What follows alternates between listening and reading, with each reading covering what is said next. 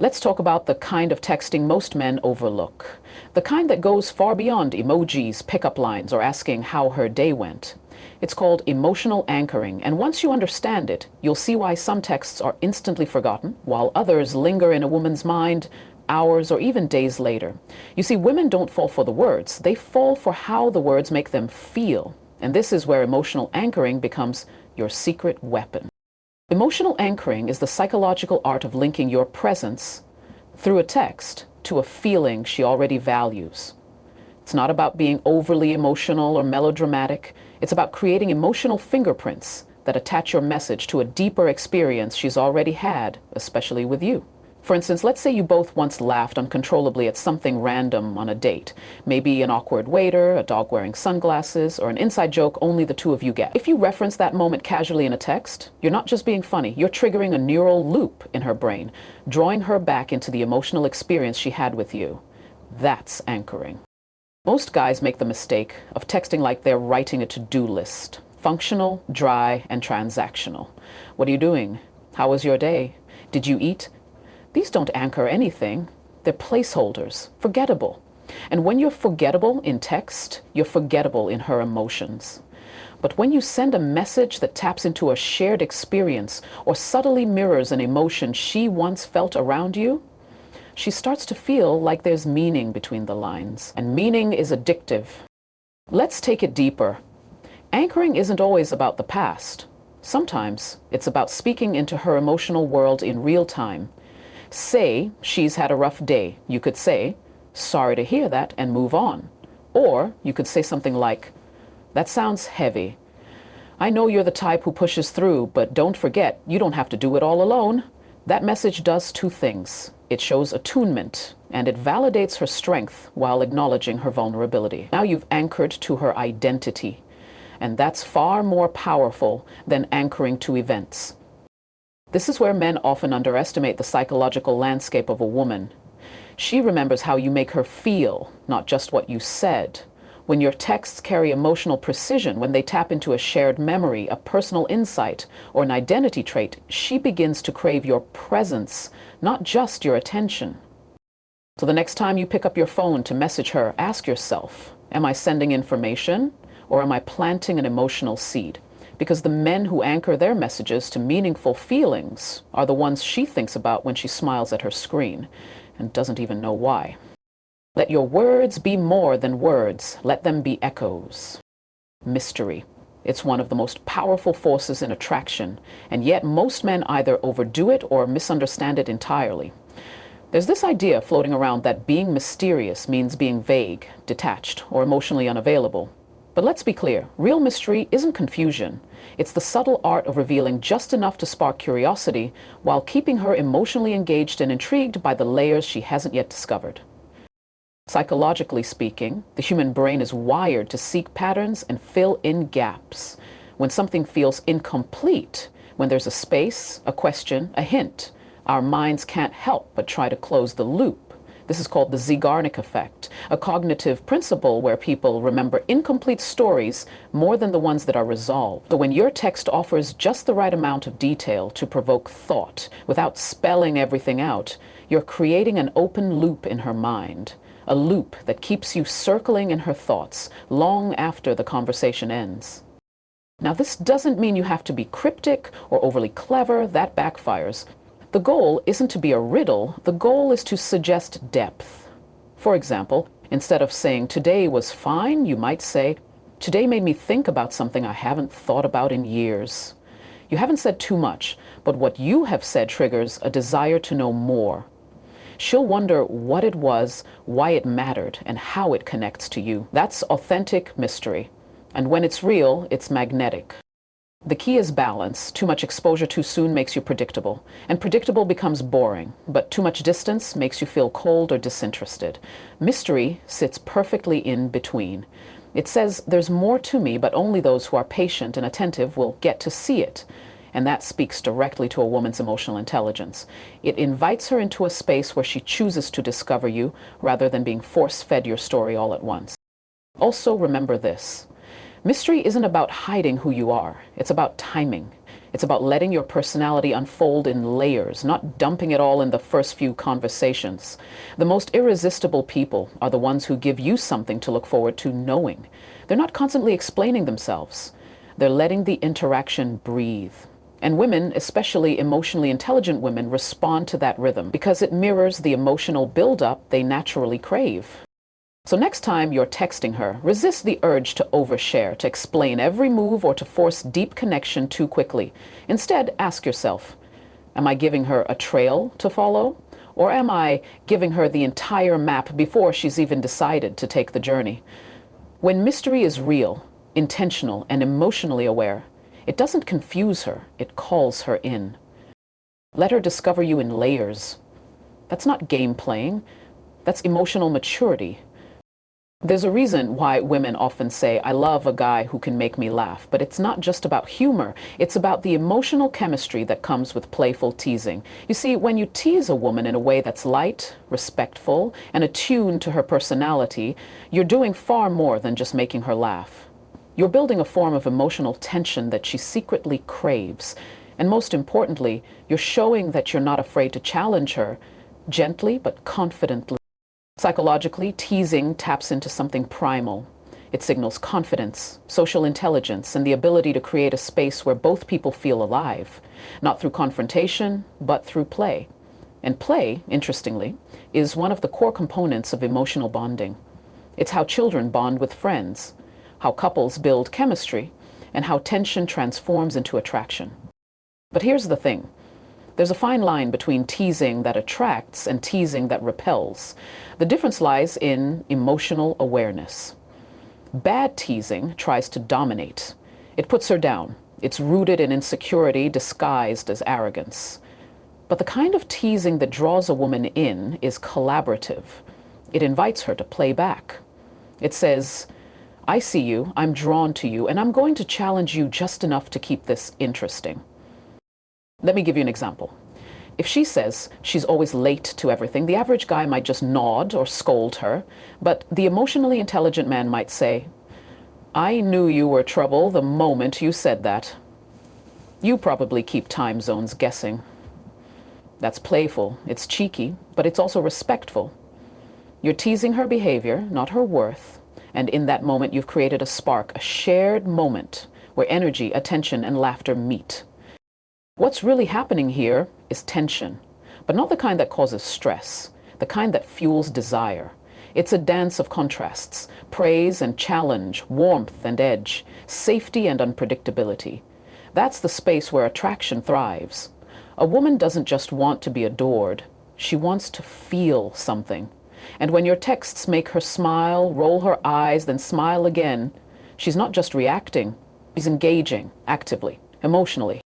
It's also worth noting that teasing works best when it's paired with sincerity. Too much sarcasm, and she'll question your intentions. Too much flattery, and she'll question your authenticity. But when you playfully challenge her, and then, occasionally, drop a genuine compliment or moment of real vulnerability, it creates contrast, and contrast is unforgettable. So if you want to be the message she rereads, the one that makes her smirk in the middle of a boring meeting or late at night in bed, don't just inform her. Involve her, spark that inner dialogue, tease her, not to prove you're funny, but to show her you see her, you enjoy her, and you're not afraid to stir the emotional waters a little. Because when teasing is done with charm, precision, and emotional intelligence, it doesn't just entertain her, it opens the door to connection she feels, not just reads. One of the most misunderstood aspects of texting is timing. Everyone talks about response time. How long is too long? How soon is too eager? But very few understand what truly matters. It's not about delaying a reply to play games. It's about creating emotional rhythm that builds anticipation instead of anxiety. And yes, the difference is subtle, but it's everything. Let's get one thing clear. Silence is not the enemy, but silence without emotional context, that is. When you leave a woman on read without intention, it creates insecurity. She starts wondering if you're disinterested, distracted, or worse, disrespectful. But when your silence is balanced with presence, it becomes powerful. That momentary space, when managed well, can cause her to miss you. Not because she's uncertain of your feelings, but because she feels your value, even in your absence. That's the kind of anticipation that deepens attraction. You have to understand that emotional timing is what truly shapes desire. If you're always available, always texting back in seconds, always ready to continue the conversation, then you remove the mystery, the space for her emotions to breathe. She doesn't get to wonder what you're thinking. She doesn't get the chance to miss your presence. And when a woman doesn't get to miss you, she slowly begins to take your presence for granted. On the flip side, waiting hours or even days to respond without laying an emotional foundation feels cold. It signals detachment. So the art is in the orchestration, not manipulation. For example, if she shares something meaningful with you, acknowledge it. Lean in. Show that you're emotionally attuned. Then let the space come. Let the silence feel intentional, not accidental. That way, when you return to the conversation, it feels like you've brought your full presence back with you, not just your attention. This rhythm does something powerful in her subconscious. It tells her, this man has a life, but he also has space for me in it. That balance is rare.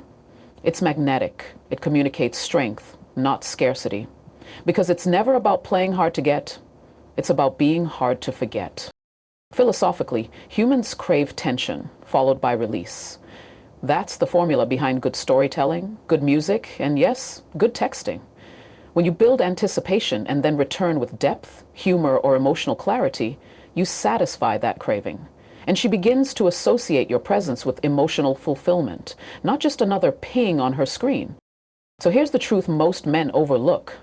When you text with emotional rhythm, not too much, not too little, you stop being a notification, you become an experience. And that's what lingers. Learn to master the pause, not to manipulate, but to magnify your value. Because sometimes the space between the words is what makes your presence unforgettable. Words are everywhere. Everyone is texting, chatting, replying, reacting. But here's what most men miss. It's not the words that women crave.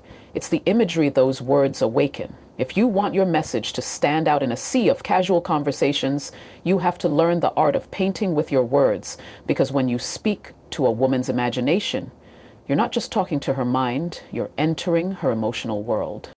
The feminine psyche is deeply connected to narrative and sensory experience. This is not just poetic, it's biological. Women process emotional stimuli through the limbic system more intensely than men do.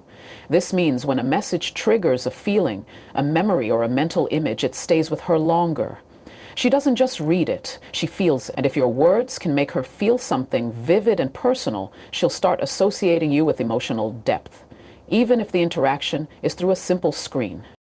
Most guys stick to surface-level texts. How was your day? What are you up to? Cool. Those don't land because they don't invite her into anything. They ask for a report. But imagine sending something like, I just walked past this cafe that smelled like cinnamon and fresh books. Felt like a place you'd get lost in.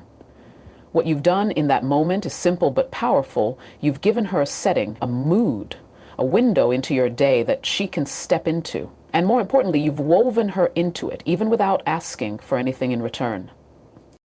This is what makes your presence felt, even when you're not physically there.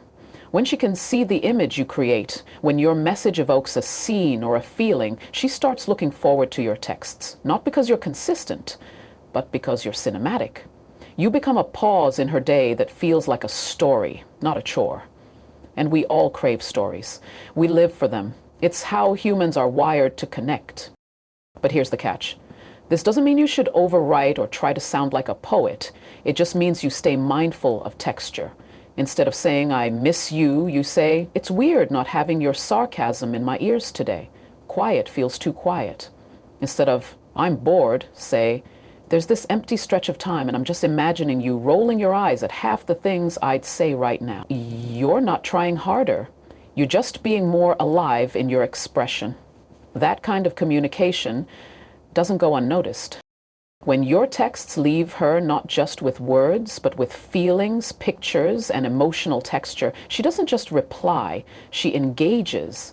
She starts craving your presence the same way we crave a good song, a powerful film, or a meaningful memory. So don't just text to communicate. Text to evoke. Because when a woman can feel your words, your message doesn't just land, it lingers.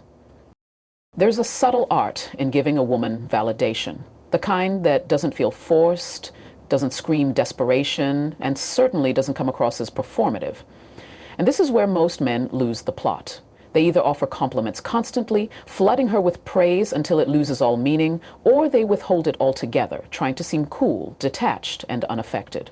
But neither extreme builds attraction, because true emotional power lies in targeted validation, words that feel earned, specific, and sincere. Think about it. When someone praises you generically, it barely registers. You look nice, you're smart, it's fine. But when someone notices a detail that most people miss, when they speak to something true about you, it lands differently. It hits the emotional core. And women, who are often more attuned to social nuance and emotional subtext, feel that difference even more. So, instead of flooding her with superficial compliments, try this. Observe, then affirm with intention. If she shows emotional strength, say something like, "You really don't flinch under pressure, do you?" It's rare to see that kind of calm. Or if she handles something with grace and humor, you might say, "Only you would find a way to laugh through chaos." It's annoyingly impressive. These kinds of statements do something powerful. They validate not just her appearance or charm, but her character. And character validation is what makes her feel truly seen. Why does this work? Because in a world full of shallow attention, deep recognition feels sacred. It tells her you're not just texting out of boredom or routine. You're paying attention. You're attuned to what makes her, her. And when a woman feels that, she begins to associate your words with emotional safety. She relaxes, she opens up, and most importantly, she craves more of it. But here's the paradox. To be truly effective, your validation must come with restraint. When something is rare, it becomes valuable. And when it's given too freely, it loses its weight. This is why women often ignore men who constantly flatter them, because it doesn't feel personal. It feels automatic. And anything automatic can't be trusted. So let your compliments be precise. Let them surprise her. Don't validate everything, validate what matters. And don't be afraid to mix it with challenge. There's nothing more attractive than a man who can say, "You drive me crazy sometimes, but damn, your passion makes the chaos worth it." That's depth. That's presence. That's irresistible. At the end of the day, a woman doesn't want to feel worshipped. She wants to feel understood. She wants to know that you see her, not as a trophy, but as a person of depth and uniqueness. When your words reflect that, they don't just make her smile, they echo. And that echo, it's what keeps her checking her phone, wondering what you'll say next. Validate wisely, speak with purpose, because when recognition is rare but real, your presence becomes unforgettable.